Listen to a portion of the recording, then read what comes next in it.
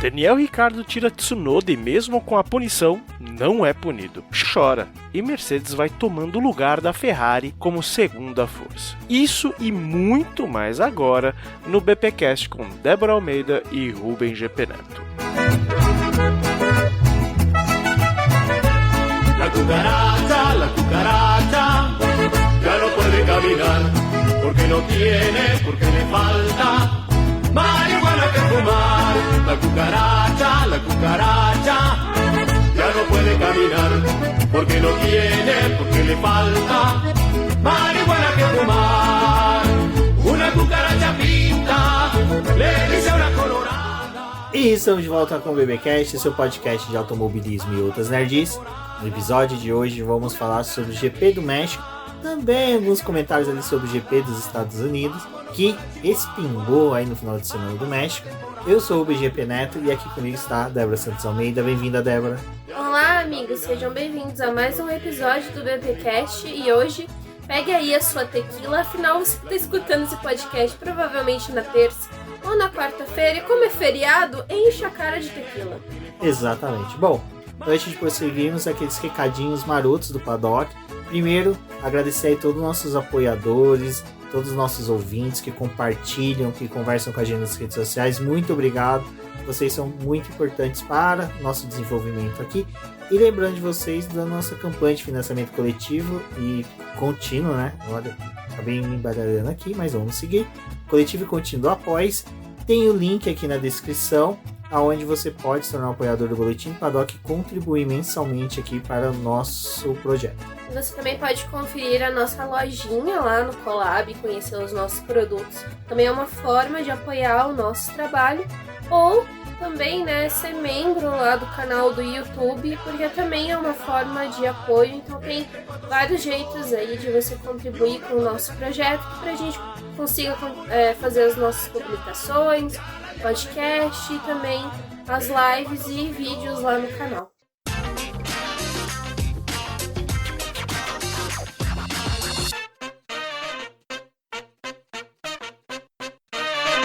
Bom, Débora, terminou ali a corrida dos Estados Unidos, né? A gente comemorou que o Alonso fez uma boa corrida, o Alonso foi punido, aí com uma reclamação da Haas, aí a Alpine veio e falou que a Haas perdeu o prazo. Não tem coisa mais feia para alguém que vai fazer uma contestação, uma defesa, uma petição, qualquer coisa, do que perder o prazo. Mais feio do que se tomar um indeferimento é você perder o prazo. E parece ali, né, que a Haas realmente comeu bola. Não sabemos que cálculo matemático maribolante eles fizeram do tempo para apresentar a impugnação, mas Fernando Alonso foi punido, a Alpine recorreu, a Alpine conseguiu o 7º lugar de Fernando Alonso novamente, e aí eles ocuparam novamente a 4ª colocação no Mundial de Construtores, para a felicidade do espanhol. Tal qual a CBA, né? Acaba a corrida, ninguém sabe qual é o resultado. Parece as eleições norte-americanas. Parece, né? Também, parece as eleições norte-americanas. Se tudo fosse definido numa urna, talvez tivesse urna eletrônica, né? Eletrônica. Mas a gente gravou lá o podcast, né, do final de semana passado, falou da parafernália do Alonso. E, assim, a gente sabe, na verdade, o que aconteceu, porque teve uma boa colocação aí, né? A Alpine não podia recorrer da decisão, porque a decisão ali de punição, ela não tinha como você apresentar um recursozinho ali e falar: e aí, galera, vocês erraram aqui. O que eles fizeram foi contestar a entrada do pedido da Haas, né, que foi o que o Rubens falou, como eles apresentaram pós-prazo. E assim, a coisa tá tão bagunçada dentro da F1, né, ali dos comissários, da bancada que deveria saber das coisas e não tá sabendo. Enfim, o diretor de prova, né, a Haas, ela perguntou: eu posso entrar aí com um recurso, galera? E aí não o diretor de prova principal, mas uns fiscais ali falou: ei, Haas, você tem 1 hora, vai lá, faz teu prazo com muita calma. Só que tem a questão, tipo, essa pessoa que falou isso, ela não pode ir acima do regulamento, porque o regulamento determina o prazo, que são 30 minutos para você contestar. E aí ele falou: 1 hora, e ele não pode, não tem autoridade para fazer um negócio desse. E aí... Era o Sérgio Malandro. O Sérgio Malandro pegou a Haas. Aí, né, veio a Alpine e falou, ih, você tá errado, porque olha que o regulamento, essa pessoa aí não tem...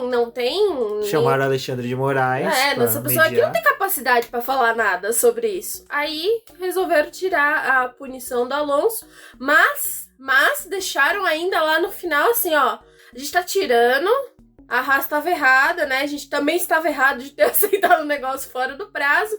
Mas assim, Alpine, você também estava errada, porque você deixou um carro que não estava seguro na pista. Então ainda dá aquela chamada de atenção, mas sem nenhuma punição, né? Fernando Alonso ficou com o 7º lugar.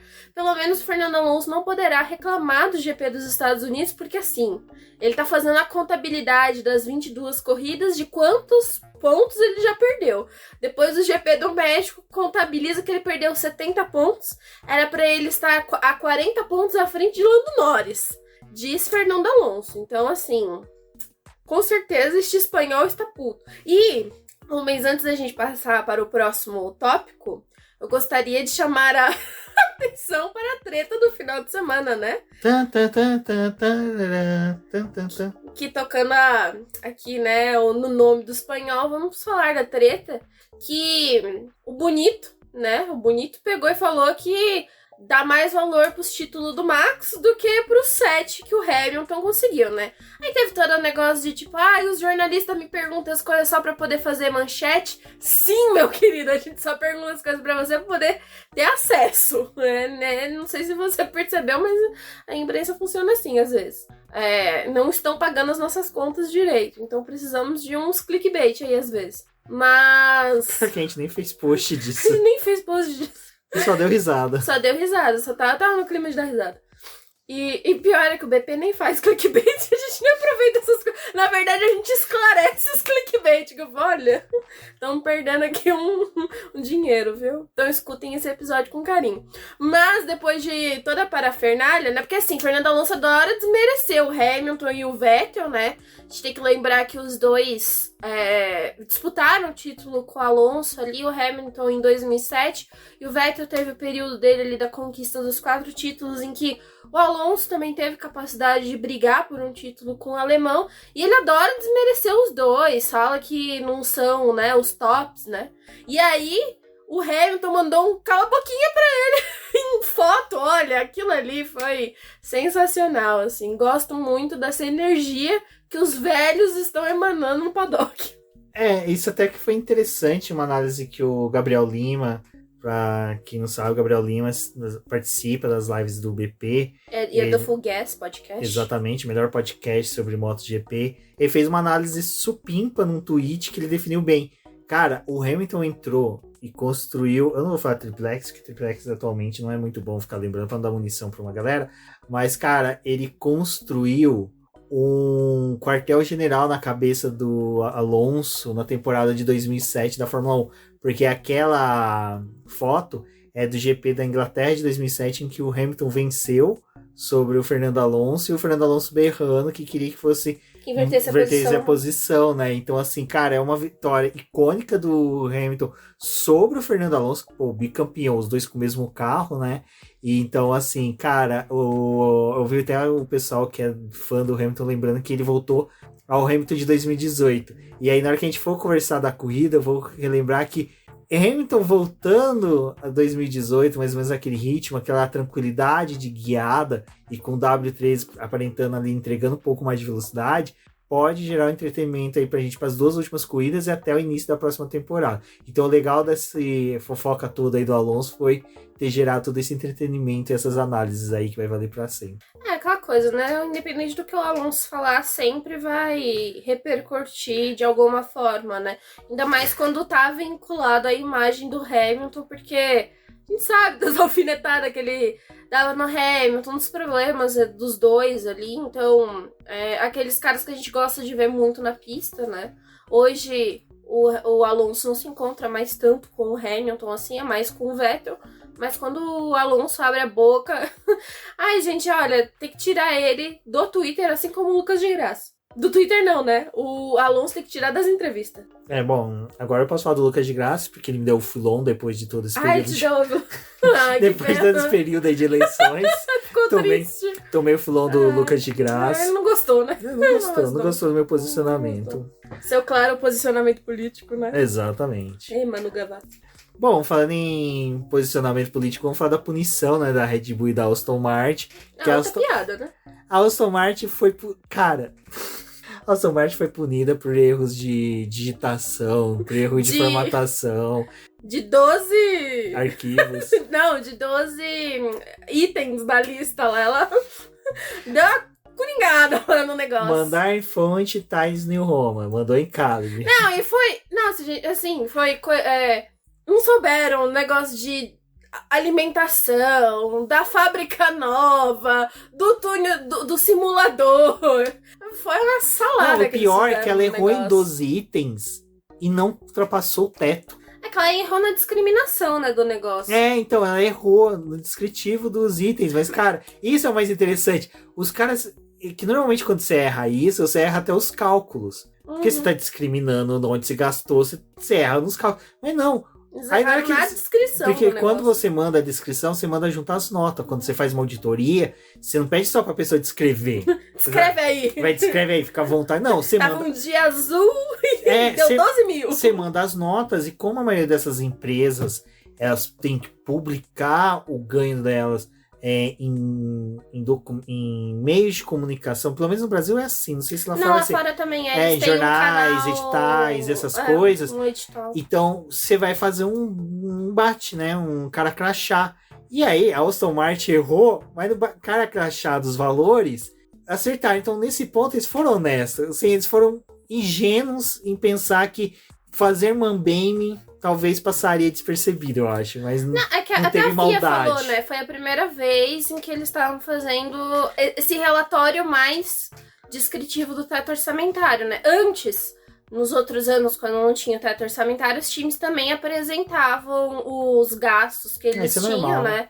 Porque, tipo, pra FIA ter uma ideia, mas eram gastos, assim, tipo, muito mais exorbitantes do que são hoje. E eles fizeram esses erros aí e vão ter que pagar uma multa, né, pra FIA. Então, dentro de 30 dias, eles têm que pagar a multa. Mas o erro deles foi só foi o descritivo ali. Foi a apresentação do relatório que eles não fizeram direito. É menos prejudicial, mas a multa deles foi muito maior do que a Williams teve por entregar o relatório fora do prazo. E a Aston Martin foi a única que não seguiu, assim, o relatório da forma como deveria ser feito, mas a FIA falou assim, foi o que eu mencionou, né? Eles não apresentaram nenhuma resistência de fazer a descrição correta, apresentaram os valores da forma correta, então não teve uma ação de má fé. Mas é que a gente entende que, tipo, como é um relatório muito extenso e era a primeira vez que eles estavam fazendo, eles não tinham ideia dos moldes que isso deveria ser feito. Eu vou até explicar por que eles punem. Se algum advogado que trabalha com SA, com multinacionais, pode até me corrigir se eu estiver errado. Mas o CAD, que é o órgão que analisa essas questões de SA, de concorrência no Brasil, eles pedem todo ano para as empresas que têm ações abertas, SAs em si, sociedade anônima, apresente relatórios. E realmente existe todo um checklist, né, um descritivo que você tem que seguir. E se você não segue, realmente, você sofre punições. E aí o pessoal, mas é só pela formatação, é só pela forma com que você tem que apresentar, o tipo de arquivo e tal. Mas o quanto que isso atrapalha na hora de conferir, Exato, né? o problema é isso, porque eles querem ter agilidade. E vamos supor, quando você manda planilhas, por exemplo, por Excel, eles mandam até a fonte que você tem que usar, o tamanho das colunas, larguras de células, tudo, porque eles pegam aquilo ali e jogam no software, que o software faz toda a leitura e é tipo assim, uma coisa que ficaria uma semana para um estagiário trabalhar, o software faz em 10 minutos. Então tem todo esse esquema. É legal que assim tenha ocorrido isso com a Aston Martin, é interessante acontecer isso, porque as outras equipes vão começar a entender a importância que tem de prestar bem, apresentar bem esclarecida essa documentação e esse descritivo de despesas, para que no futuro se torne até mais rápido, para a gente não acontecer que nem aconteceu agora. apresentou documentação em março, só em setembro que vai surgir o resultado com punições, informações de que equipes cometeram erros, falhas, e mais ou menos um mês depois que vem as sanções.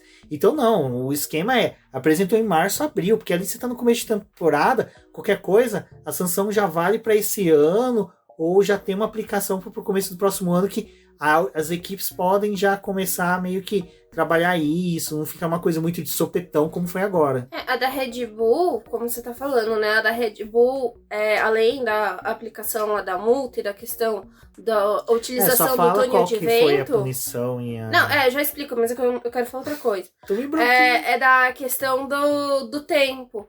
A partir do momento que a FIA decretou a punição para a Red Bull, já começava a valer. Então, o período de 12 meses era a partir do dia que a Red Bull aceitou os termos ali e que aquilo foi divulgado publicamente. Então, é o que o Rubens falou. Se você tem uma agilidade para poder mexer na questão de aplicar, se tiver que dar uma punição em dinheiro ou essa punição no túnel de vento...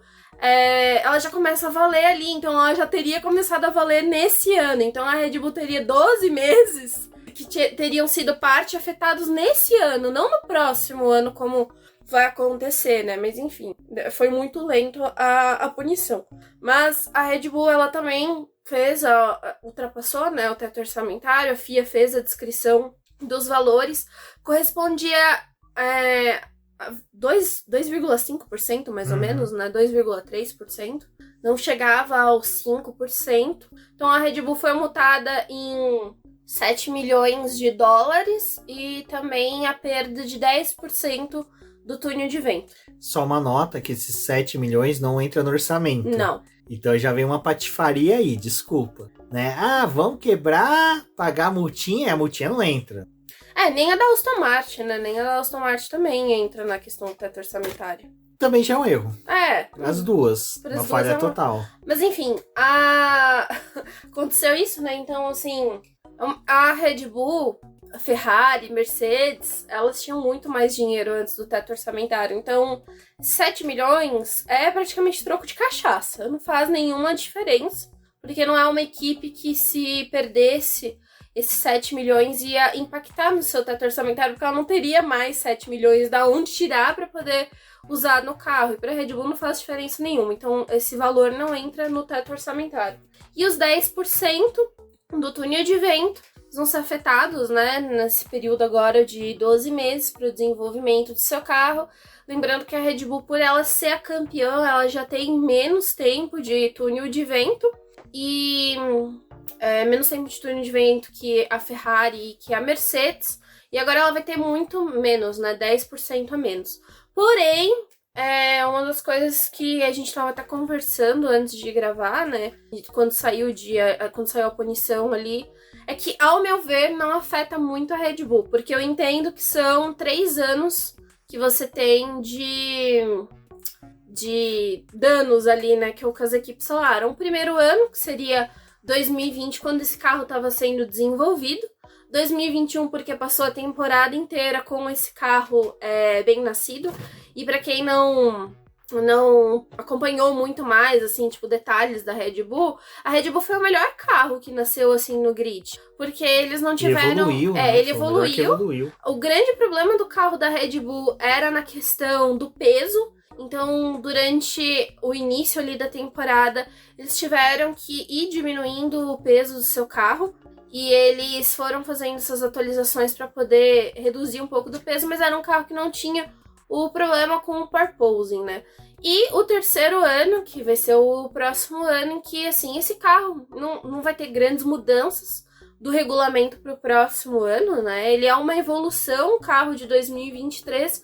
Então, partindo da questão de que a Red Bull ela já tinha um carro muito bem nascido em 2022, o 2023 deles vai ser mais para poder continuar aperfeiçoando o seu desenvolvimento. Eu não acredito que a Red Bull ela vai sentir, tipo assim, nossa, ela vai virar Haas, vai cair lá pro final do grid porque ela perdeu esses 10%. Não, pelo contrário. Ela já testou muita peça esse ano.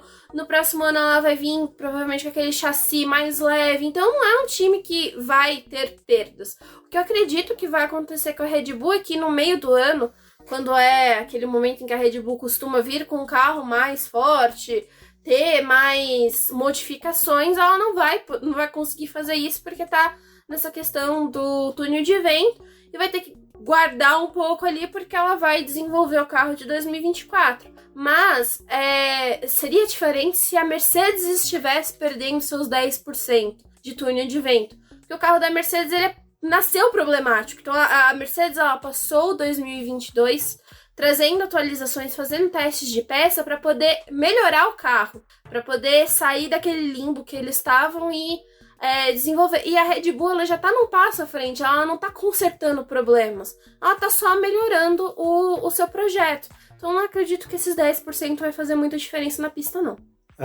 Só uma coisa que eu achei interessante que até a Débora pautou, que a Red Bull foi um carro que o problema dela foi sobrepeso, ela estava muito acima do peso, estava um carro ali que ultrapassava o peso máximo que era exigido pela FIA. Reclamou, a FIA foi lá e falou, não, beleza, vocês podem extrapolar. Então, ou seja, ela já teve esse colher de chá. É isso que, sabe, que me gera uma indignação com um favorecimento, entre aspas, da Red Bull, porque depois acabou favorecendo outras equipes também. Mas, assim, foi dado uma chance para ela desenvolver um chassi melhor, sendo que o chassi que ela já estava apresentando ali já era um chassi, como é que aerodinamicamente bom, não.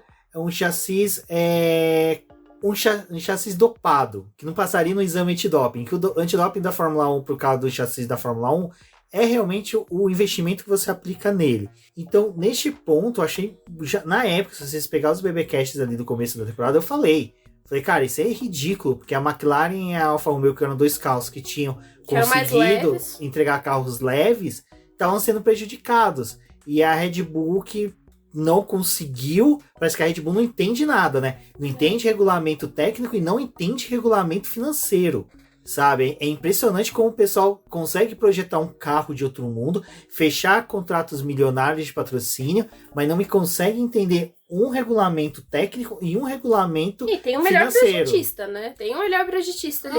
Assim, o que a Red Bull pode ter de problema ano que vem é que vai diminuir um pouco do peso dos carros, mas do jeito que tá vindo as coisas... tipo, eles meio que já aceitaram que os carros são pesados, que é isso mesmo. E a outra mudança que vai ter é o dos retrovisores, né? Que vai ter que ser um pouco maior, não sei o que, mas isso também... Acho que não vai ser um retrovisor que vai... Um desenvolvimento de um retrovisor que vai parar a Red Bull. E o Santo Antônio que muda... A Red Bull não é o carro que tem problema com o Santo Antônio, né? O problema com o Santo Antônio é da Alfa Romeo. Então, assim, é o que o Rubens falou. Já é um carro que nasceu dopado com seus problemas ali. E tem várias colheres de chá. Tipo, por mais que o carro fosse pesado, ao longo do ano eles foram reduzindo o peso. Então, assim, cara, fica difícil às vezes a gente comentar, o pessoal vem, mas vocês são haters da Red Bull. Cara, é fato. Tô colocando os fatos. É fato, tipo, é coisa que você pega com quem acompanhou a temporada, viu isso. E eu acho legal o pessoal, esse é hate. Cara, que eu falo, Mercedes quando apresentou até o DAS, aquelas rodas que tiravam o aquecimento dos pneus, que favoreceu muito a Mercedes na temporada de 2018 e 2019. Eu falei. Sabe, eu falava muito. Agora, cara, o da Red Bull é uma coisa que tá escancarada. Já tá todo mundo realmente da Ferrari, comentando. O motor, né? Também a gente comentou bastante. É que da Ferrari do motor. É que do motor, eles foram muito punidos. Não, né? é que. Eles se lascaram. Assim, a gente Sabe aquela coisa que o Azaghal. Mas... Peraí, sabe aquele negócio que o Azaghal fala no Nerdcast que feio não é roubar? Feio é não saber carregar? Feio é Ferrari. Nada. A Ferrari ela não ganhou nada com aquela porcaria daquele motor. Era o que a gente tava conversando com a Rafaela do Garota da F1. Ela deve participar da live aí na quarta-feira. Então fica aí o aviso pra vocês participarem da live. Era o que a gente tava conversando. O ruim da Ferrari é que ela tentou fazer aquilo ali, tentou dar uma de boazona, mas ela não ganhou nada com isso. Ela não conseguiu ganhar um título. Tá ali, ainda penando com o carrinho furreca deles. Ai, ai. Próximo assunto. Ai, cara, é complicado, mas enfim. Meu Deus. Tem sim, gente. Nossa. Quem não sabia? Audi Sauber, né, Débora? Quem nunca viu, né? Que coisa. A imprensa não estava falando disso há um certo tempo. Eram rumores, né? Mas a Audi e Sauber vão se unir aí. Na verdade, o negócio já estava meio que vindo. Que a Alfa Romeo já tinha declarado que não permaneceria mais com a Sauber, né? Então, até o final de 2020... Só vai ficar até o final de 2023. A Débora falou... Tá vindo. Eu imaginei aquele meme da pessoa com o braço na cintura, a onda gigante, a onda escrita. Audi, a pessoa com Sauber, a doida não tá me vendo. Doida não tá me vendo aqui, né?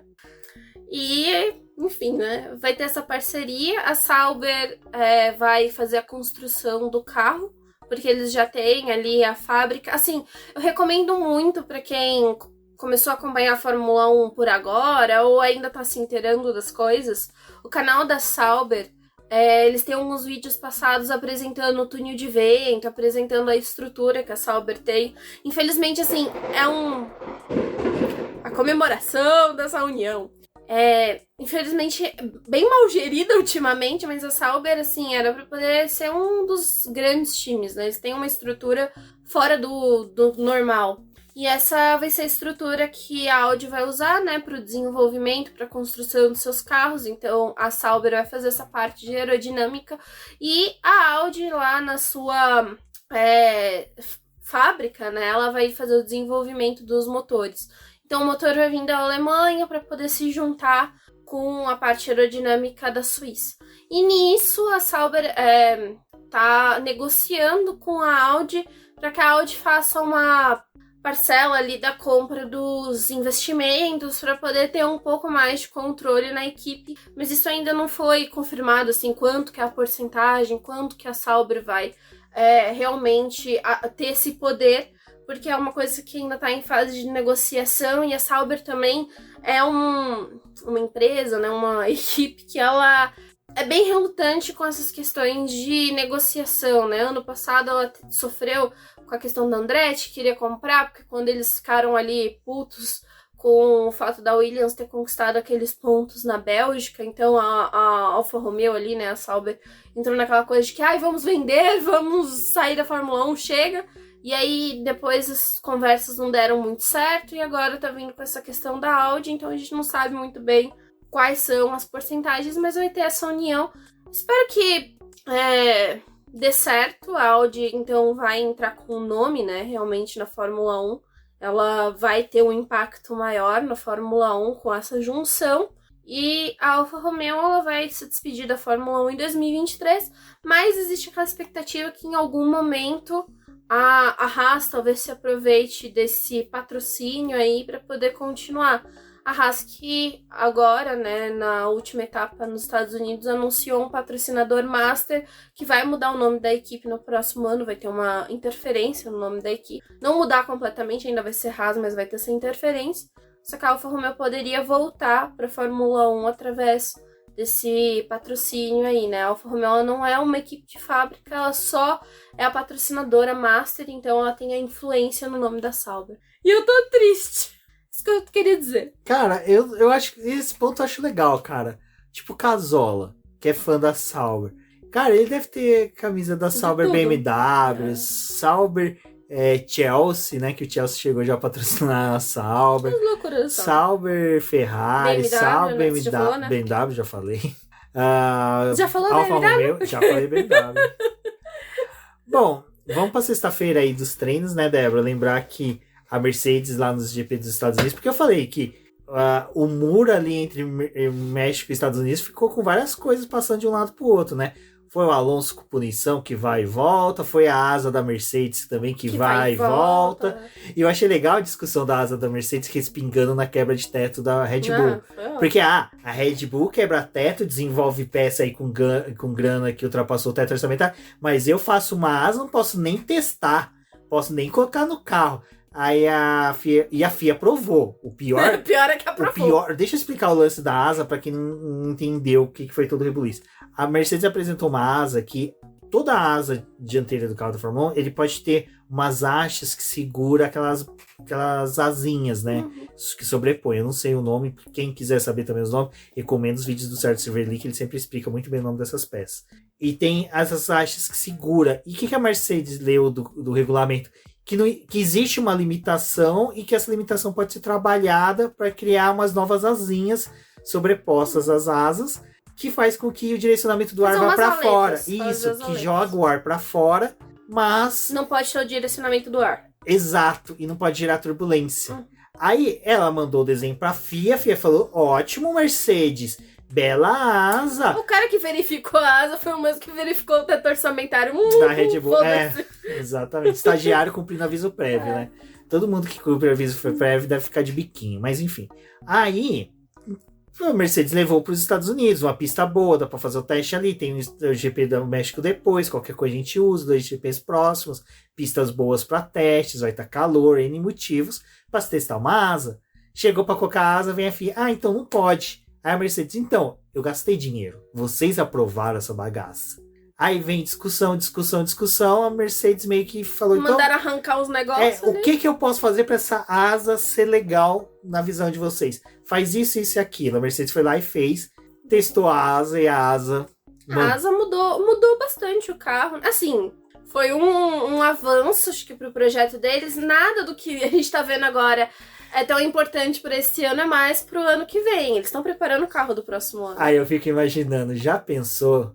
Toto Wolff viu que o Christian Horner quebrou o teto orçamentário, gastou uma graninha a mais e nada aconteceu com ele. Ele falou, quer saber? Gasta aí, torra uns 10 milhões numa asa dianteira que coloca esse W3 aí como um foguete. Foram lá e fizeram a asa. Assim, o negócio da Red Bull, né? Só voltando no negócio da Red Bull. Não, é que muita coisa vai refletir. Reflete. O que o pessoal não entende é isso. Os times grandes falaram, a punição é essa? 7 milhões e 10% no túnel de eventos.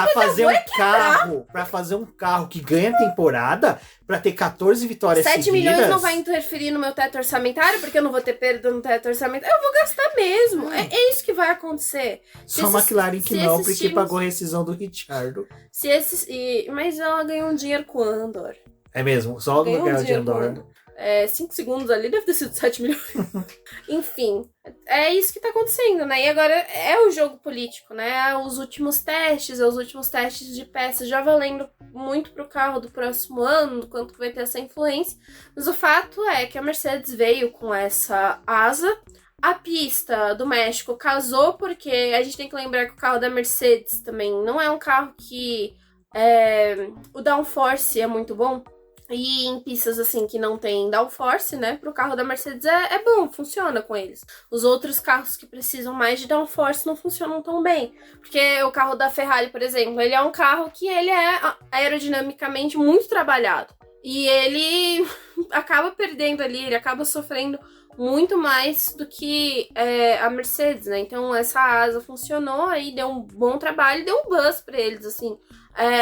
Apesar da liderança do George Russell no segundo treino livre não ser palpável, porque tem o fator de estar realizando os testes ali da Pirelli e ele ter feito a volta com os pneus de 2022, o terceiro treino livre foi muito mais palpável. Eles estavam competitivos, a velocidade que a Mercedes atingiu na pista era superior à dos outros times, então deu aquela coisa ali para eles serem um pouco melhores no México. Provavelmente deve ter um desempenho bom no Brasil, porque também é uma pista onde a altitude, né, importa muito, porque a gente tá a 800 metros acima do nível do mar, é menos do que o México, mas ainda assim é o suficiente para poder afetar a aerodinâmica do carro e também todos aqueles problemas. Fora que a gente tem a questão de que a Ferrari, ela é um carro que ela sofre mais com a questão do turbo, com o ar rarefeito, e a Mercedes não, o motor da Mercedes está muito bom.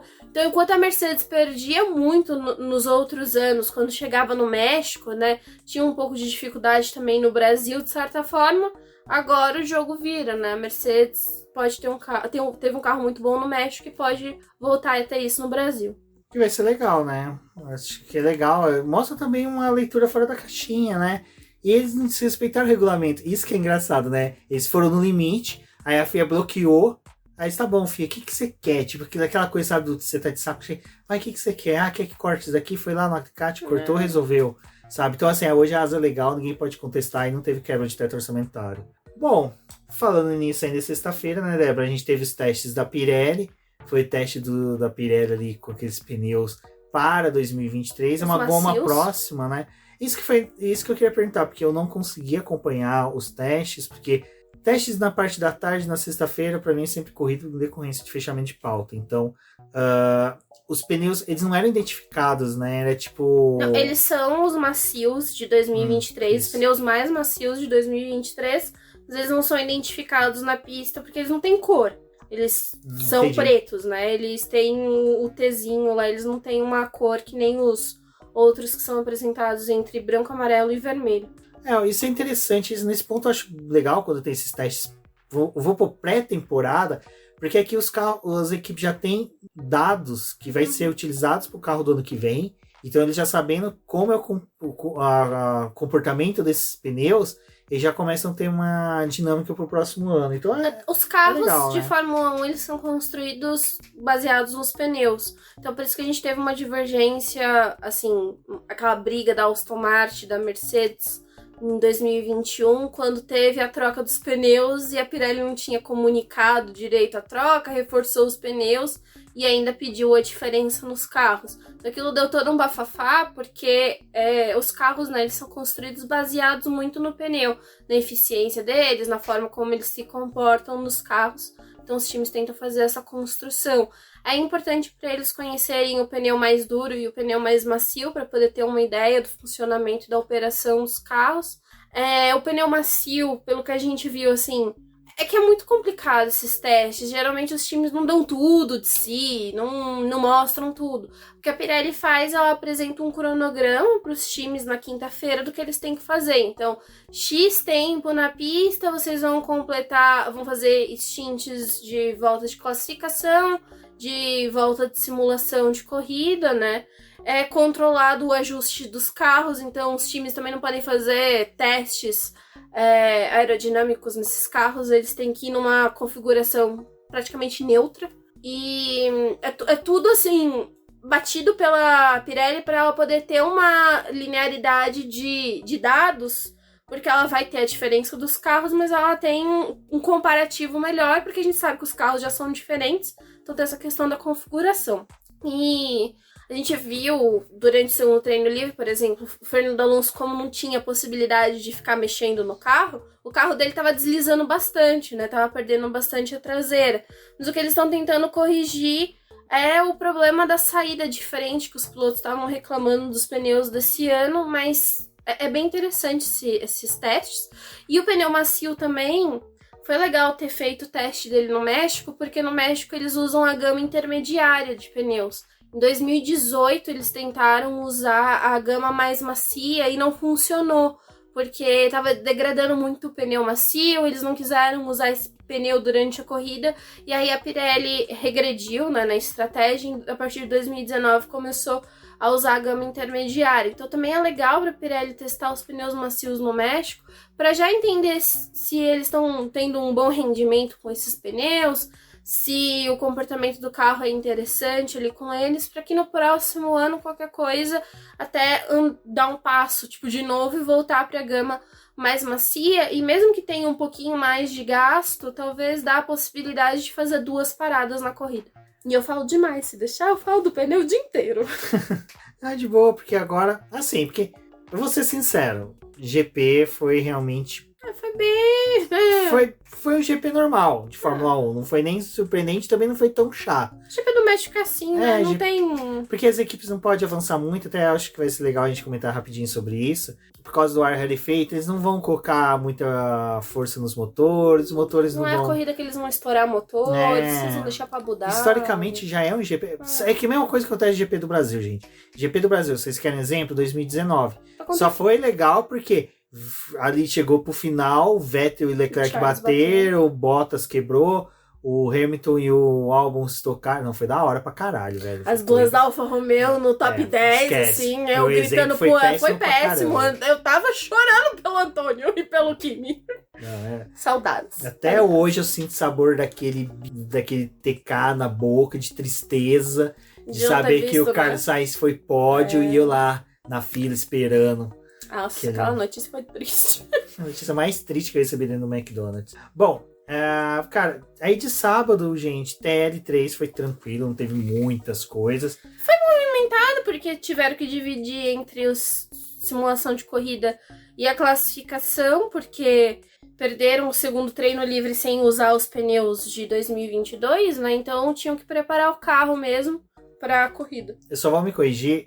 Teve um ponto que foi positivo e eu vi o pessoal na transmissão reclamando e eu discordo deles. Falando que fica ruim porque você faz teste de pneus durante um GP, come um treino livre, depois no outro treino livre fica todo mundo desesperado querendo pegar dados. Por que não faz um treino apartado, né? Tipo, fecham lá Barcelona, Paul Ricard para testar pneus. Porque vocês batem palma com um calendário de 24 corridas, 6 sprints. A Pirelli tava chorando. Não tem final de semana teste. livre. Porque é muito legal. Eu adoro esse conceito do pessoal batendo assim, não. É bom que tem muitos GPs, porque a gente tem transmissão, porque a gente tem produção de conteúdo. Cara, a gente tá falando, olhando nosso umbigo. E é uma coisa que a gente sempre falou aqui, até comentou no podcast sobre o calendário. E os mecânicos. E os pilotos também, que tem uma sobrecarga sobre eles. E todo mundo que tá na fábrica, até os funcionários da Pirelli. Então, cara, eu acho que é muito soberba de uma pessoa afirmar que tem que ter testes fora da temporada habitual, sendo que, cara, o próprio teste de pré-temporada foi reduzido e colocado junto do Bahrein quase no mesmo mês. Mesma semana, é na mesma semana. No GP é ridículo esse teste pré-temporada, mas assim, eu concordo que a gente precisava ter mais testes. E a Pirelli, ano que vem, ela vai se lascar, porque a gente viu a solicitação da FIA de um estudo para poder melhorar os pneus de chuva. Eles vão botar que carro para poder testar pneu de chuva e quando? Porque tem 24 corridas ano que vem. Sim. Vai botar... Não tem mais Paul Ricard que você poderia, tipo, fazer uma sessão, segundo treino livre que nem aconteceu agora, e botar os carros. Tipo, você vai testar pneu de chuva com a temporada andando. Não tem cabimento. Não, e outra coisa que eu acho legal de você colocar um teste no final de semana, se reduzir um treino livre. Você coloca algo diferente, algo que não é habitual para aquelas equipes, para desenvolver o carro pro final de semana. É legal, cara. Você coloca... Treino livre não é pra fã. Não é pra fã. Não é pra fã mesmo, cara. É pras equipes. A gente assiste, porque a gente é doido, varido. E porque a gente quer atualizar, mas esses testes não são pra gente. Tipo assim, não é pra... O teste que o fã mais gosta é o do primeiro GP do ano, porque é a primeira vez que você tá vendo os carros na sua essência ali, né? Tipo, depois dos testes de pré-temporada, as modificações. Esse ano a gente nem dá pra sonhar, nossa, porque é mesmo, né? graça. Uma coisa que a gente tinha antigamente tinha os testes em Barcelona, quando ia pra Austrália, o carro já era totalmente diferente. Né? Agora não, é o mesmo, não tem graça. Não, era o mesmo, era outro carro, né? E assim, já tinham mudado várias peças, aí tinha as análises comparativas dos carros, a real surpresa de colocar o carro na pista, e assim, a sexta-feira também, né, do primeiro GP do ano, nunca ninguém quer entregar nada, tá todo mundo andando de ré, né? E aí, só no sábado, no terceiro treino livre, quando começam a fazer a simulação de classificação, tem essas mudanças. Mas assim, o pessoal não gosta muito de ficar vendo aquelas grades que ficam nos carros para poder fazer os testes. O Flow Vis, quando ele é utilizado para poder fazer teste aerodinâmico, não é o que o pessoal quer. E aí, eu acho ótimo, porque o pessoal, esse final de semana, ficou... mas um treino de 1h30 e ninguém faz nada. Ninguém Tipo, gente, não é uma corrida. Os treinos livres não é uma corrida. É análise. O que eles fazem? Eles dão algumas voltas. O carro, ele tem um computador, né? Ele tem uma central ali que ela armazena dados. Eles voltam para os boxes. Aqueles dados do carro são descarregados num computador que vai fazer a análise e a combinação dos dois pilotos que estão na pista para eles prepararem o carro pro final de semana. Não tem competição. Você vai comparar dados. Então... O que você precisa fazer? Você tem que ter um ambiente semelhante sobre os dois carros que vai fazer o teste. Então você tem lá, o Lewis Hamilton saiu para fazer teste dessa asa que ele usou. Aí eles falam, vamos testar com pneus macios e essa configuração de asa traseira. Ele vai. Agora vamos simular esse mesmo teste com pneus macios. Não adianta ele já trocar o pneu e voltar. Porque o carro está com uma temperatura acima, diferente de quando saiu o anterior. Está com o carro com motor quente, quantidade de combustível. Às vezes até a própria dilatação do motor muda a quantidade, vamos pôr assim, eu não vou conseguir falar, engenheiros mecânicos me corrigem, do óleo presente, até do ar comprimido que existe. O combustível, quando o carro ele tá muito quente, né, também. Ele expande e quando você injeta ele numa temperatura mais baixa no carro, ele, conforme o carro vai andando, temperatura vai aumentando e o combustível vai expandindo lá dentro, porque eles colocam, ele tá numa pressão muito grande. Tem toda essa variação. Esses minutos que eles ficam parados nos box é pra meio que neutralizar o carro pra devolver ele pra pista, pra você conseguir comparar. Exato. E por isso que às vezes, tipo, os pilotos também saem com asas iguais, mas com pneus diferentes. Então, tipo, o Russell sai com um pneu duro e o Hamilton com um médio. Eles estão tentando avaliar, tipo, o comportamento desses dois carros com esses pneus e vão fazer um stint ali de voltas um pouco mais rápidas, tipo, simulando o final da corrida, quando o carro já tá com o combustível mais baixo. E também vão fazer o teste de simulação de corrida com combustível, com o carro com mais combustível, para saber o gasto dos pneus. Mas não é uma coisa palpável pra gente, porque quando os carros vão pra pista, cada um tá com um nível de combustível. Os times não saem falando, tipo, ó, a gente colocou 2 litros aqui, galera. Nem é 2 litros, né? 2 quilos.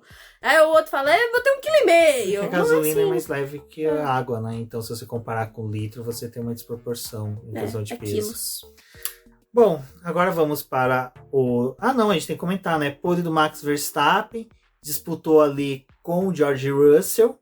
Diga-se de passagem, cara, a volta do Max foi perfeita, mas foi uma coisa que eu até comentei com a Débora. Não tô desmerecendo, gente, pelo amor de Deus. Abaixem essas tochas. Ele fez uma volta perfeita porque, assim, tava sendo difícil alguém tirar uma volta perfeita. Todos, sem exceção, até o próprio Max tava errando, porque a pista do México é uma pista difícil, ela não é tão fácil. Ela é aquela pista que você acerta num setor e erra no outro. Nossa, ela é muito difícil. Ela é muito difícil.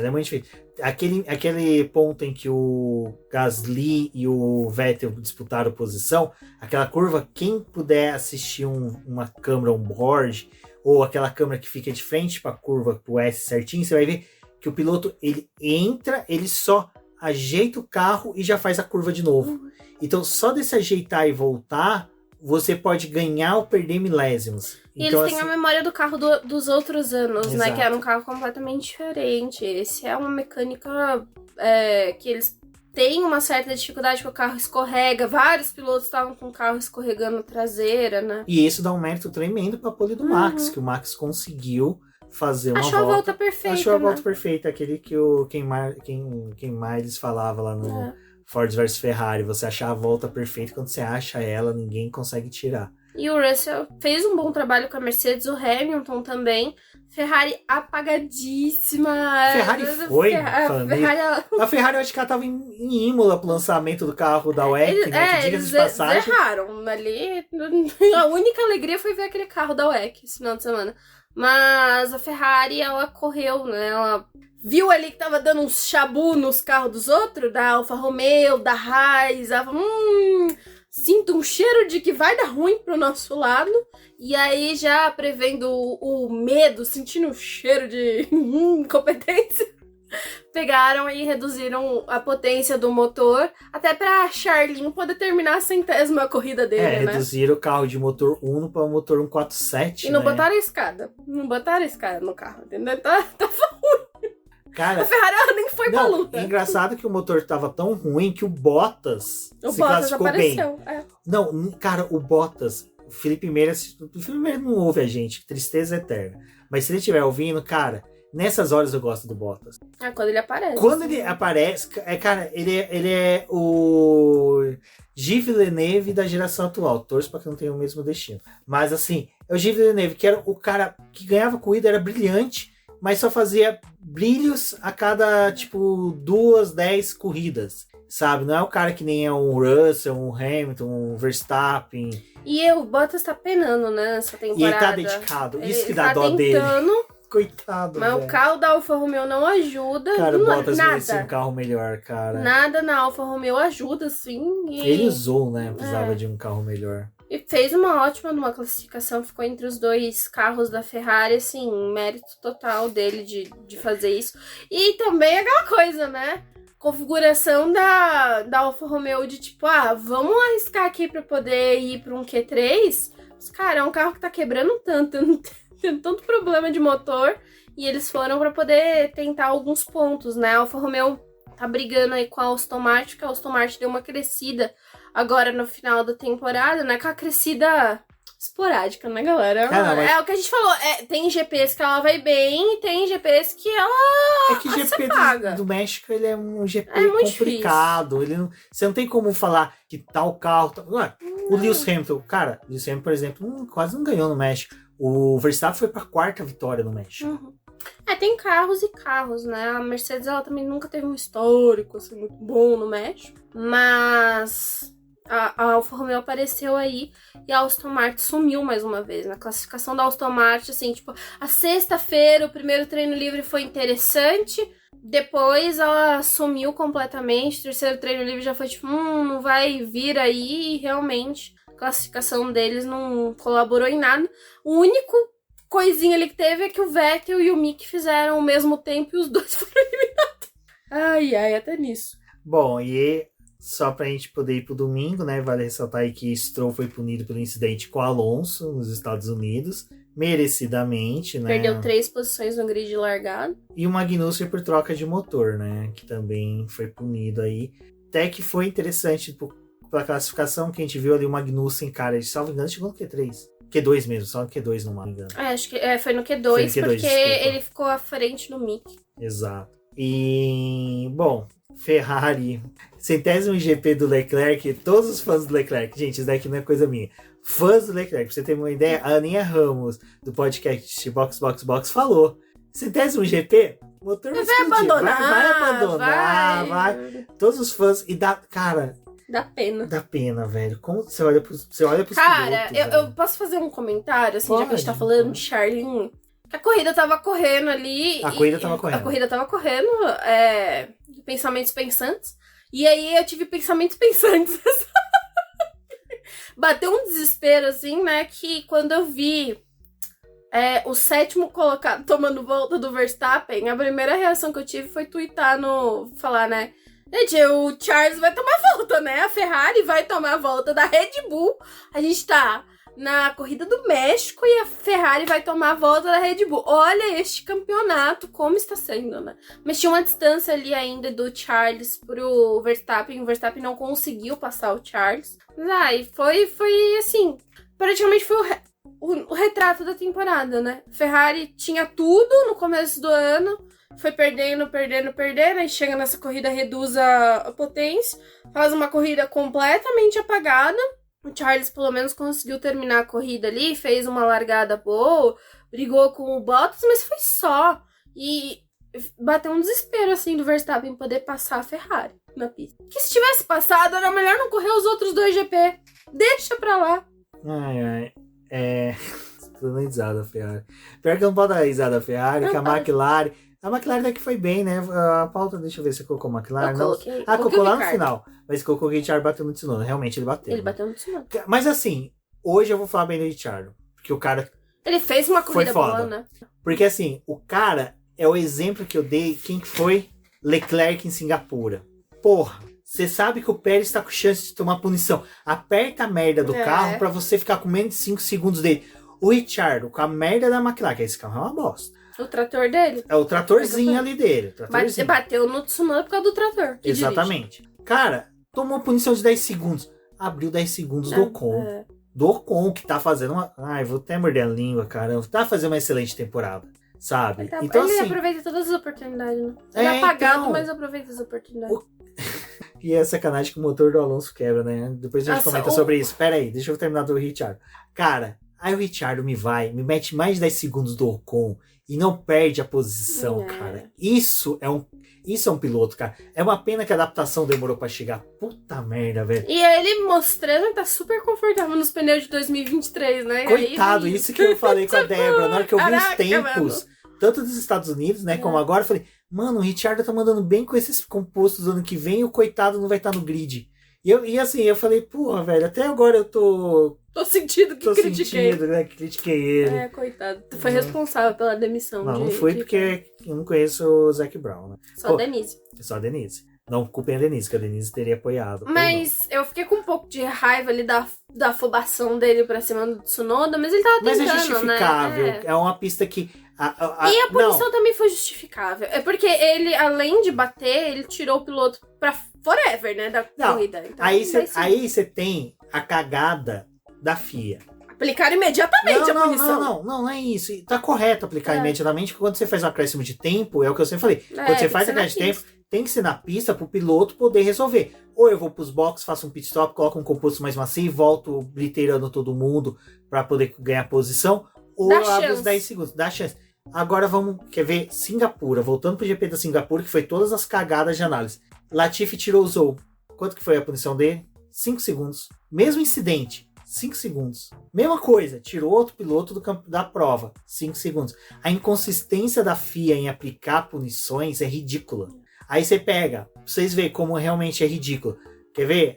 Hamilton com Verstappen na Inglaterra. Que lá eu falei que realmente não foi culpa do Lewis Hamilton, foi incidente de corrida, mas já que vão puniam corrida. 5 segundos. Sabe, porra, velho, vocês não sabem aplicar punição. Sabe, a FIA tá cada vez pior, cara. Muitas divergências, mas foi esses 10 segundos. O Ricardo fez uma ótima corrida. Superou o Norris, né, em pista. A McLaren tá nessa disputa ainda com a Alpine. E foi bom porque o Alonso abandonou a prova. E, gente, aquela batalha, assim, porque a corrida do México prometeu muito, entregou pouquíssimo. Mas aquela batalha que teve do Ricardo se aproximando do Alonso e o Ocon tava na frente. O Ocon novamente, né? Ele e Alonso não podem se encontrar na pista. Ricardo foi lá, tomou a bobeada, passou com o Ocon no Alonso, né? Ali o motor já tava sentindo. Já tá triste já. E aí depois o Ricardo passa o Ocon, foi um belíssimo trabalho que ele fez ali, né, de ultrapassagem, diferente do que aconteceu com o Tsunoda. Ali foi muito bom e foi um showzinho que a gente teve, porque a corrida tinha muita distância entre os carros, assim, não era aquela distância de tipo, pra alguns, né, não era aquela distância de 5, 7 segundos. Alguns eram uma distância de tipo, você não conseguia abrir o DRS, que é o que acontece no México. E um outro destaque que eu acho que foi legal aí das corridas, depois a gente volta no Alonso e na Alpine, que teve teoria de conspiração aí do Alonso, foi o Bottas, né, que novamente nos pontos conseguiu. A Alfa Romeo teve bom desempenho e, cara, eu gosto muito das corridas do Zou. Mesmo que ele não chegue na zona de pontuação, às vezes, mesmo que às vezes ele não termine uma corrida por quebra, com perda, ele é aguerrido, ele é um piloto bom, ele não é aquele cara que toma ultrapassagem numa disputa de posição em que ele erra e ele tem aquela caída de desempenho. Não é um piloto que sente quando erra, que é uma coisa que, desculpa, o Leclerc tem essa falha, o Zou não tem. E é uma coisa que eu acho muito legal e que eu defendo muito, até a permanência dele. Eu acho que assim, existe a discussão se ele é um piloto pagante ou não, porque dizem que existe um grande investimento para ele permanecer na categoria, principalmente depois que ele saiu da academia da Alpine. Mas se existir, esse é aquele cara que eu falo, pô, o investimento dele vale a pena.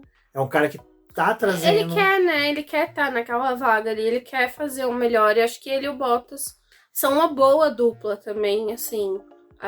Mas é bem... A situação da Alfa Romeo é aquilo que a gente já falou, não evolui muito. Esse final de semana eles estavam com algumas atualizações, atualização de final de temporada, também a mesma coisa, já avaliando o carro pro próximo ano. Tiveram aí esse plus de conseguir brigar por alguma coisa, mas infelizmente é o carro que tá sofrendo também com os mesmos problemas de motor, porque os motores da Ferrari. E o Bottas, a corrida do Zou poderia ter sido melhor, né? Mas fazem a parada e a Alfa Romeo é péssima em escolha de estratégia. Ela faz a parada e devolve o Zou no meio do trânsito. Então, tipo, aquilo prejudicou muito a corrida dele. E a do Bottas também, tipo, eles fizeram uma parada que não foi muito boa, botaram ele em disputas que poderiam ter evitado um pouco, mas ainda assim conseguiu terminar no 10º lugar. Aproveitando esse papo um pouquinho do Bottas, só para voltar ali no momento que a gente falou da Audi, que vai vir para se juntar com a Sauber, vai ser legal isso num ponto. o fato da Sauber hoje estar com patrocínio da Alfa Romeo é patrocínio, né? Parceria não é nada. Então, a Sauber ainda continua com aquela mentalidade de equipe média para pequena, que é a equipe que cata a grana, desenvolve o carro, para o desenvolvimento, fica com dinheiro como lucro e não aplica mais no carro. Com a entrada da Audi, e sabendo que a Audi já fez, principalmente na Fórmula E, quando tinha a parceria com a ABT. Com a ABT. ABT. Né? Realmente, eu falei errado. A ABT. E que ela fez na WEC, em que ela investe, cobra e aplica, sabe, é incisiva, quer resultado, a Audi vem para ser como o pessoal até... Eu fiquei assistindo tanto Central das Eleições que eu gostava roubando os termos lá, que é o novo player nesse jogo. Tipo assim, cara, eles vão vir realmente pra disputar título. E foi quando a BMW chegou na Sauber. Cara, disputou título 2007, 2008 ali. A BMW ela tinha uma forte influência na Sauber, né? Antes, isso aconteceu e depois o Peter Sauber voltou a ter a compra e a participação da equipe. É que o Peter Sauber, eu tinha uma sensação dele ser muito... é minha empresa, tenho medo dela fechar, então eu vou tentar fazer o máximo dela se perpetuar no tempo. Ele não tinha coragem de ousar com medo da equipe fechar. Aí depois veio a Municha, que realmente quase fechou a equipe. E depois o pessoal que veio depois viu que aquele formato, opa, dá certo. Temos patrocínio, temos dinheiros, aplicamos até um determinado momento. Dali pra frente. O Ericsson, né? Foi aquele período que o Ericsson foi muito importante. O Ericsson era o cara que eu acho que cobrava desenvolvimento, porque a gente via crescimento às vezes na equipe. Não tava tão... Esse ano eles começaram bem, né? E novamente tá nessa situação aí, mas espero que as coisas melhorem, assim. É inadmissível a forma como tá sendo conduzido e... Talvez, né? Talvez aí a gente tenha que ter uma troca de chefe de equipe, mas deixei aí jogar no ar. Até porque Frederic Visser tá fazendo umas piadas de tiozão. O Frederic Visser, pra mim, já era um cara que tinha que ser aposentado. Desculpa. Bom, acho que a gente já tá arrumando pro final, né? Alonso. Fernando Alonso. O final do Fernando Alonso na corrida que quebrou, coitado. E também, olha, vou dizer aqui, público do México, se estiverem assistindo o Fernando Alonso, já contratem para uma novela mexicana, porque saiu do carro atuando. Triste. Posso falar? Puto. Eu acho que tem pilotos e pilotos. De milhões ali, de milhões. O Alonso é o cara que fica puto, porque não é só que ele abandonou mais uma corrida. Ele é o cara que gosta de correr tanto que ele sente que perdi uma oportunidade de terminar um GP do México. Era uma corrida que eu poderia... Sabe, na cabeça dele era a corrida que ia cair um meteoro de novo no México para extinção em massa da vida que domina aqui, que seria dos gatos. Desculpa, Salem. Mas na cabeça dele era uma corrida que ele ia terminar no pódio. Então, assim, para ele... realmente é o fim do mundo. Eu compreendo. O Alonso... Cara, mas também esse ano tá difícil pra ele, né? Porque você ele tá tomando um pau do companheiro de equipe dele, mas assim, na questão de que quantos pontos aumentou naquele cálculo maluco que ele faz? Agora são 70. Agora são 70 agora pontos. São 70 que é pontos. E aí que ele falou, né? Engraçado, né? Só meu carro que quebra. Só meu. Jogou, né? Jogou no ar. Jogou no ar. Jogou pro Gasly. Ó, Gasly. Ó, Gasly, teu carro vai quebrar aí misteriosamente. Se quiser umas dicas, eu te ajudo depois. Olha, o Alonso, coitado, tá só... Não, e falou que estaria a 40 pontos à frente de Lando Norris. Meteu essa. Não duvido. A McLaren, não duvido. Bom, e agora para finalizar, vamos falar primeiro da vitória do Felipe Massa, do Max Verstappen. E depois a gente fala aí sobre a Mercedes. Bom, a vitória do Max Verstappen foi uma vitória bacana. Eu acho sim que teve um quê de uma vitória disputada. Porque, cara, em certo momento ele não tinha o carro mais rápido. Não tinha o carro que estava tendo a melhor desenvolvimento, nem em consumo de pneus e nem em velocidade aplicada. A gente viu ali a Mercedes muito bem. Né, o W13 veio como uma estrela para uma nova esperança. Haja trocadilhos eleitorais aí, entenda quem quiser. E aí, o que acontece? Max Verstappen, né? Esse cara aí que, por mais que a gente fale tudo, cara, críticas com a Red Bull, o cara é sobrenatural. A gente estratégia da Red Bull, né? De outro mundo, assim, tipo... Posso falar? Só uma coisa, desculpa te cortar. Aí que dá uma raiva. Pra que fazer as coisas irregulares? Vamos por dessa forma? Eles são ótimos, Não assim, precisa. estrutura, tudo, a análise, o que o pessoal tá falando, né? Lá no México, os torcedores da Ferrari ficou gritando pra Hannah, tipo, Hannah, venha pra Ferrari, pelo amor de Deus, salva a gente.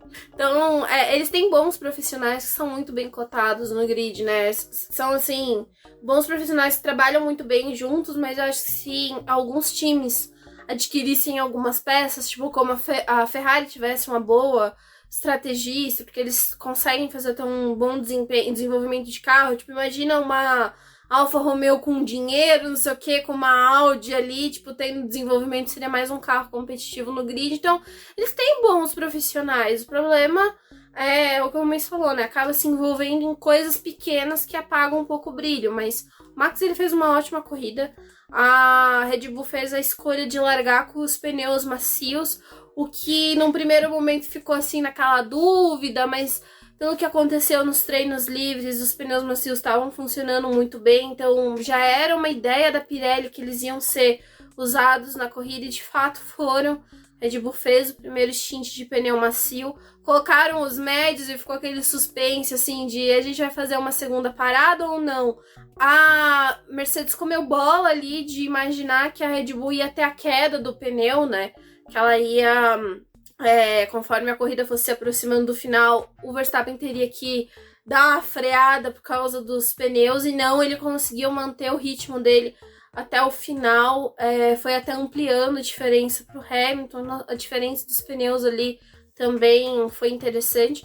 Eu acho que para todo mundo assim que acompanha o GP do México, a gente tem que ter em mente que essa corrida ela é uma corrida estratégica, ela não é uma corrida de disputa realmente na pista, não é uma briga nos boxes, da escolha do momento que você vai fazer as paradas e principalmente dos pneus quando a gente tem os 3 compostos sendo usados na corrida, né? O pneu macio não foi usado só para uma volta rápida no final, ele foi incluído na estratégia para alguns pilotos no começo da corrida e para outros no final da corrida. O Vettel deu assim, não deu um show de desempenho porque se não foi o final de semana da Aston Martin, mas ele conseguiu fazer se eu não me engano, 34 voltas com o pneu macio, então foi volta pra caramba ali.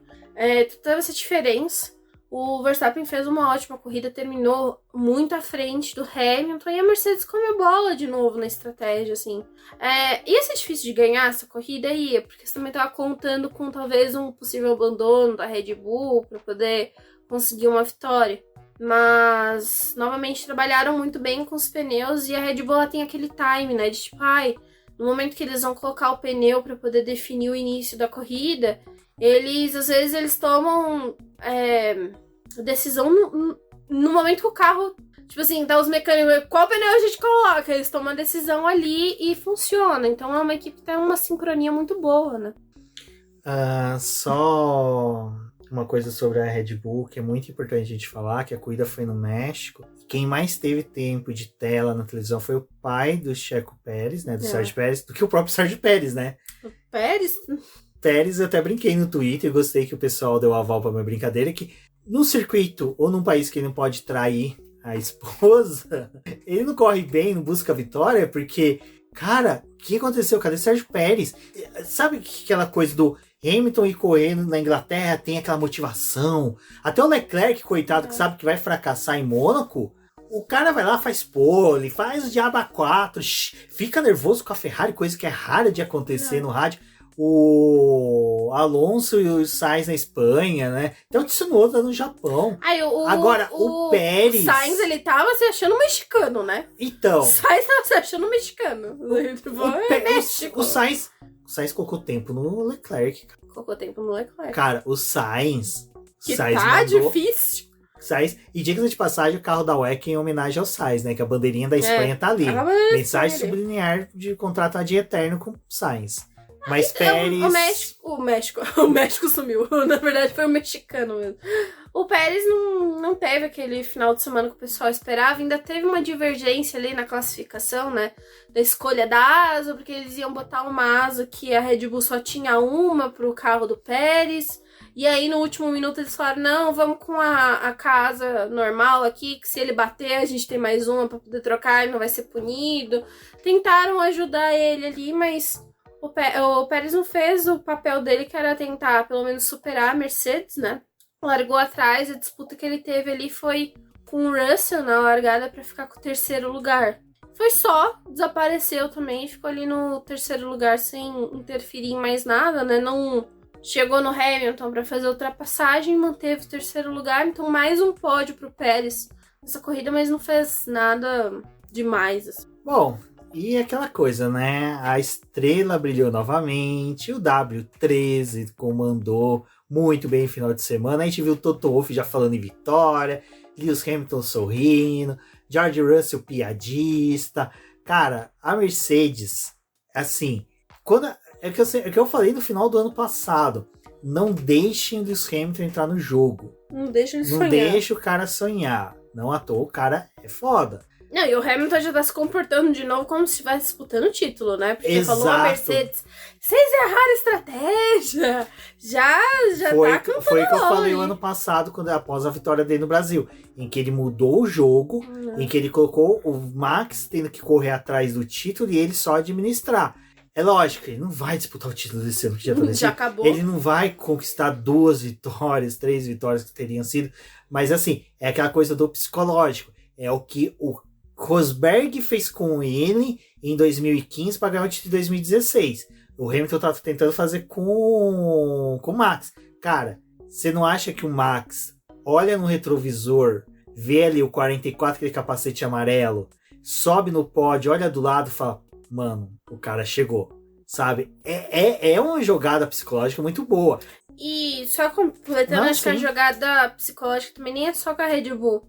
Com a própria Ferrari, tipo, vocês deixaram um caminho pra gente passar. Porque são 40 pontos, acho que agora estão dividindo a Ferrari da Mercedes. Tudo bem, teriam que ser, tipo, 2 vitórias, né? Tipo, 50 pontos, mais ou menos, pra poder passar. Mas o trabalho que a Mercedes tá fazendo com o apagão que a Ferrari teve no México, provavelmente, assim, projetando pelas mesmas circunstâncias de ser um circuito que também tá acima do nível do mar, que provavelmente eles vão tentar poupar o motor agora para poder usar em Abu Dhabi, né, pra Ferrari talvez tipo, terminar ali, que Abu Dhabi também é uma casa da Ferrari, né, de certa forma. Então, estão guardando uma coisa para Abu Dhabi, mas e a Mercedes? Tipo, a Mercedes ela ganhou aqui ano passado, num circuito que o Hamilton fez diversas ultrapassagens. O Hamilton ele vai chegar pro Brasil muito mais confiante pro GP do Brasil do que qualquer outro. Então, a Ferrari, ela tá cavando a própria cova dela pra poder perder o terceiro lugar, pra perder o segundo lugar. E você vê que a mentalidade da Mercedes já tá nesse rumo quando o Russell vai atrás do ponto da volta mais rápida. Eles estão já nesse trabalho, né? Já tá. E, cara, e é uma mudança total. Que se você pega assim, o primeiro parte da temporada. Primeiro Ferrari, desafio, quando a Mercedes teve o choque do carro que o carro ruim. Aí, de repente, você tem a Ferrari abrindo 87 pontos do Max. Você falando, cara, fudeu. Ferrari vai comer todo mundo com farofa, com macarronada. Terminar a temporada com mais de 700 pontos à frente. Aí, de repente, muda Max Verstappen. E agora vem Lewis Hamilton e companhia. Eu falo Lewis Hamilton porque o cara é o que comanda a equipe. Vai. Toto Wolff e companhia.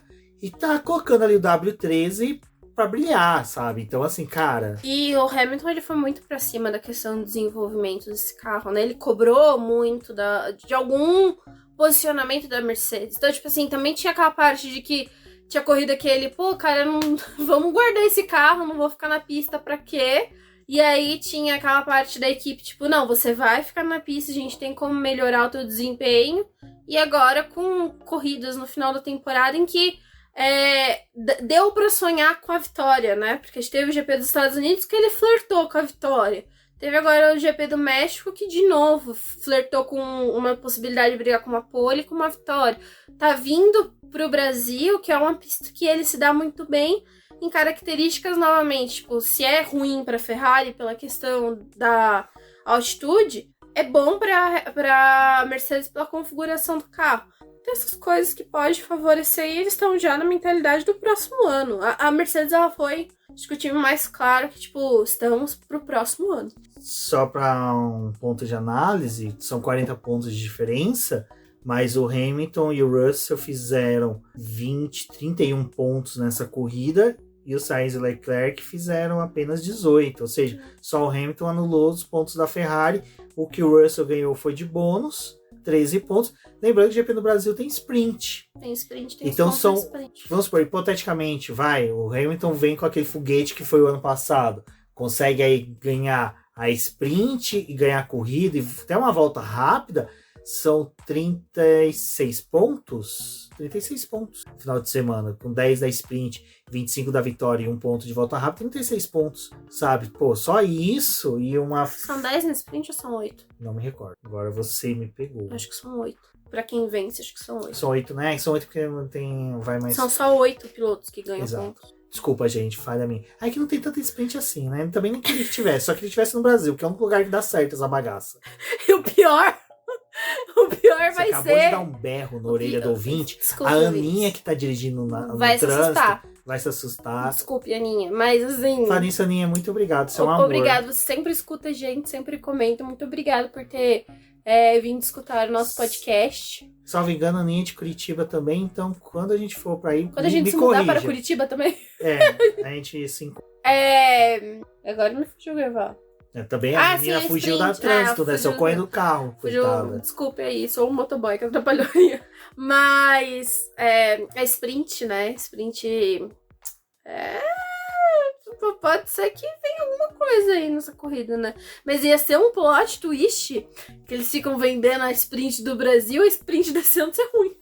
Imagina. Agora, não, vamos falar de coisa Imagina ruim. Se for ruim, olha só, que coisa, diga-se de passagem, era melhor assistir o filme do Pelé do que assistir esse GP, né? Qual?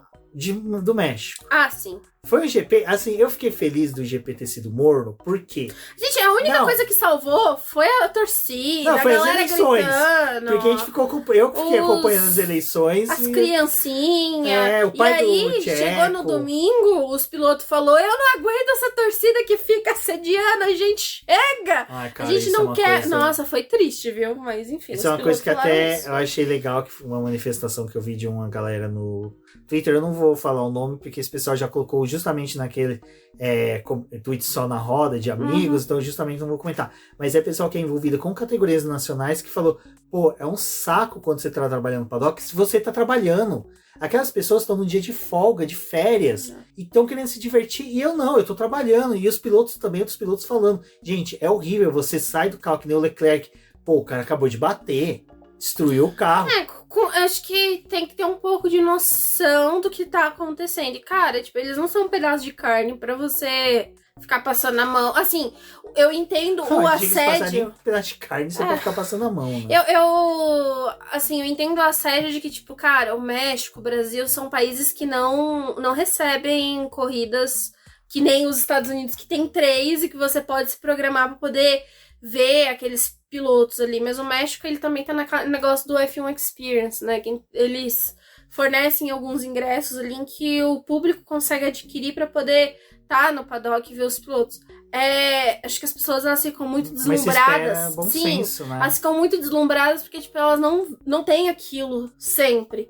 Mas eu acho que precisa de um pouco de noção do público, assim, sabe? De... Pô, eu estou vendo este ídolo, essa pessoa que eu gosto, mas eu não quero só ver ele pra mim. Tipo, pensa no outro fã que também quer ver, que também quer ter a oportunidade. Porque aí chega no domingo, tipo, os caras já estão de saco cheio e vai todo mundo com um monte de segurança, vai com barreiras, assim, tipo, pra poder não ter contato com o público. Então, só falando um negócio tipo o GP do Brasil, não sei como será o GP do Brasil desse ano, porque ano passado a gente teve vários problemas aqui de comportamento da torcida. E aí eles também, já ao longo do fim de semana, foram buscando alternativas de tipo entrar em hotel, sair em hotel por entradas estratégicas, acompanhados de segurança. Se vocês forem tentar ir em aeroporto para ver, em hotel, que seja, respeita o piloto. Eu acho que o coisa mais importante, se ele falar não, é não. Não tem esse negócio de tentar negociar, é não. Se ele... O Alonso falou não pra mim, eu fiz joinha. Beleza. E eu amo ele. E se ele falar, enfim, é isso. Se vocês forem, a minha recomendação, se for em hotel, respeitem os seguranças dos hotéis. Eles não são chatos porque eles querem ser chatos. Eles são chatos porque eles não gostam de mim. Eles estão cumprindo ordem. Tipo, eles têm um superior ali que tá prestando atenção no trabalho deles e eles não estão ali só por vocês ou só pelos pilotos.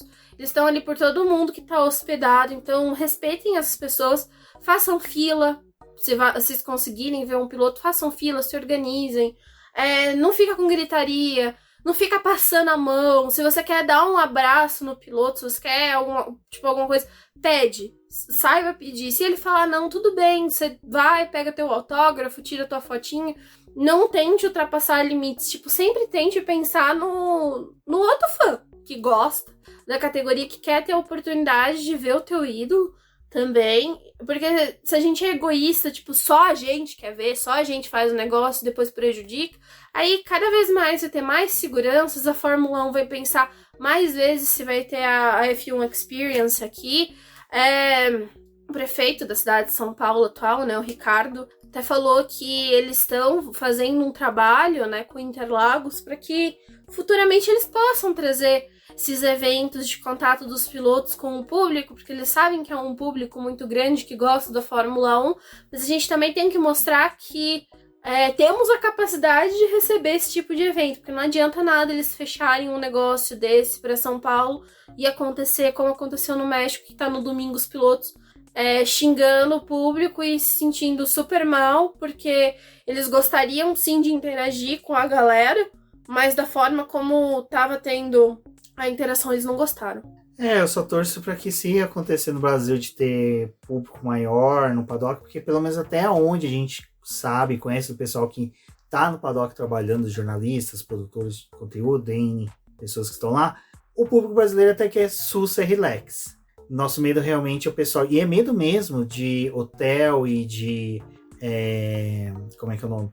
Aeroporto, porque existem eventos que são direcionados a pessoas envolvidas com a cobertura do automobilismo, da Fórmula 1, coletivas de imprensa, que sofrem com isso, que às vezes vocês podem cancelar, não tem mais.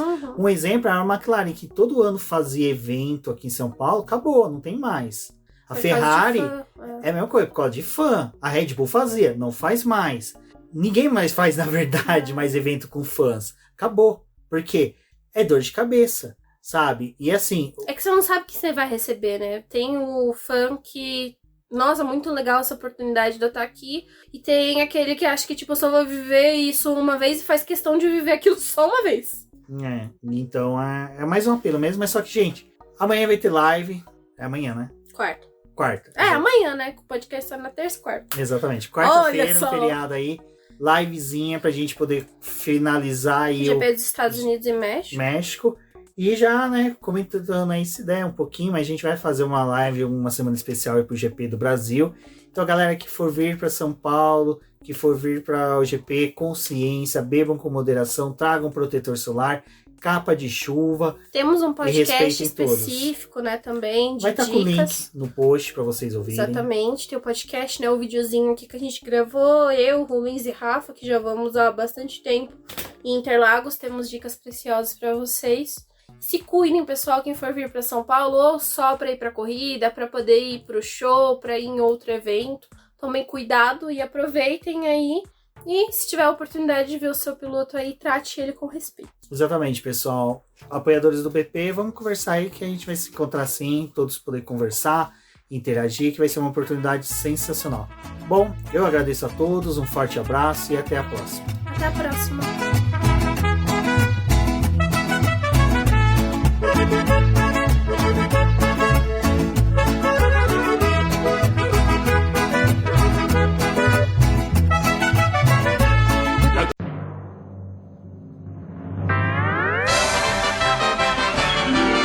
E agora vamos agradecer nossos apoiadores, aqueles que auxiliam o Boletim do Paddock através do financiamento coletivo e contínuo do Apoia-se. E são eles: Ricardo Bannerman, Maia Barbosa, Eliezer Teixeira, Luiz Fex, Arthur Felipe, Rafael Celone, Will Mesquita, Antônio Santos, Rogério Furano, Helena Lisboa, Cássio Machado, Carlos Del Valle, Bruno Vale, Eric Nemes, Bruno Shinozaki, Alberto Xavier, Will Bueno, Ricardo Silva, Beto Corrêa, Fabrício Cavalcante, Arthur Apóstolo, Sérgio Milano, Melquiades Veloso, Micael Souza, Ezequiel Bale, Silney Messi, Rafael Arílio, Rafael Carvalho, Fábio Ramiro, Lauro Vizentim, Maria Ângela, Thaís Costa, Rafael Catelã, Jane Casalec, Carlos Eduardo Valese, Tadeu Alves, Paula Barbosa, Ale Ranieri, Leandro Nogueira, Bianca Mês, André Brolo, Bruno Lima, Ivan Grego, Maicon Tavares, Thalita Santos, Diego Machado, Gabriel Sawaf, João Guilherme, João Rai e Gustavo Frigoto. Muito obrigado a todos aqueles que apoiam o Boletim do Paddock e auxiliam no nosso desenvolvimento e crescimento. E se você quer